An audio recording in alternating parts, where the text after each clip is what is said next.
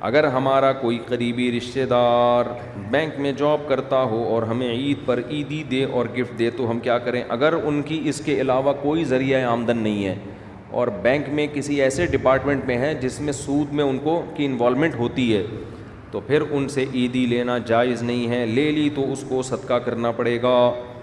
اور اگر گفٹ اور عیدی لے لی تو پھر کیا کریں؟ اس کی قیمت کو صدقہ کر دیں یا وہ عیدی صدقہ کر دیں. عیدی ہے تو عیدی کرنی پڑے گی, گفٹ ہے تو اس کی قیمت صدقہ کر دیں. اچھا بھائی, بیکاز وہ بینک میں گارڈ کی جاب کرتے. اچھا, بینک میں گارڈ کی جاب کرتے ہیں تو ان کا تو سود سے براہ راست اب کرنا دی ہوں انہوں نے بیچاروں نے سارے سے. گارڈ کا جو کام ہے نا اس کی سود میں انوالومنٹ نہیں ہوتی, وہ تو پیسوں کی حفاظت کر رہا ہے وہاں بیٹھ کے. تو اس میں بھی اختلاف ہے, بعض علماء اس کے بھی آمدن ناجائز کہتے ہیں لیکن گنجائش کا پہلو بھی ہے.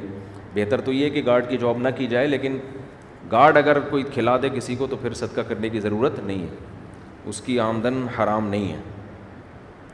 مفتی صاحب میں 2016 میں عمرے پر تھا. اب دیکھو یہاں بھی بات ہے نا تفقع کی.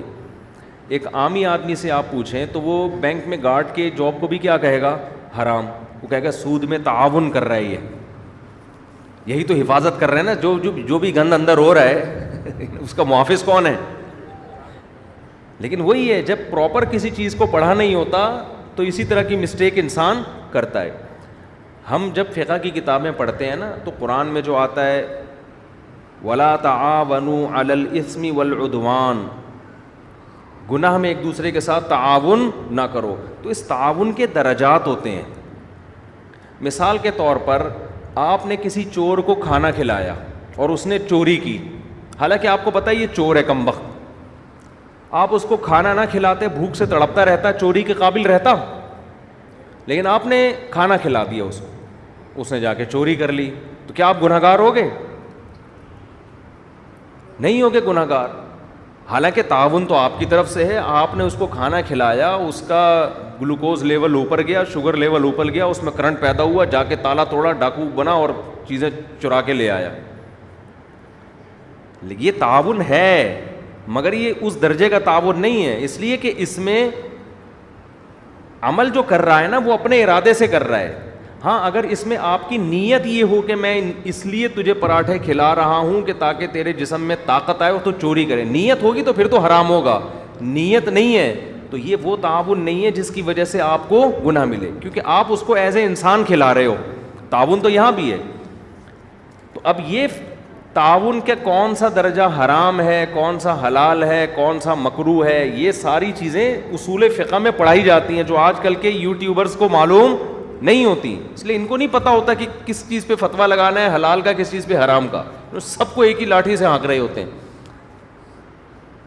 ہم پہلے نا بچپن میں ایک سوال کیا کرتے تھے, کچھ مذہبی اسکالرز تھے جو وہ کہتے تھے, بہت فنٹر بنتے تھے,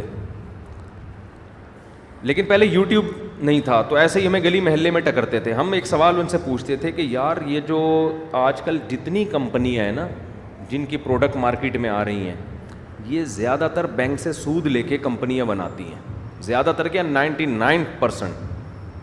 تو یہ تو حرام پیسوں سے, جیسے ڈبل روٹی جس کمپنی نے بنائی وہ بھی بینک سے قرضہ لے گی سود پہ, تو وہ جو ڈبل روٹی بنے گی, بریڈ بنے گی, تو وہ حرام پیسوں سے. تو وہ کھانا ہمارے لیے جائز کیسے ہو گیا؟ نہیں یاری بات سمجھ.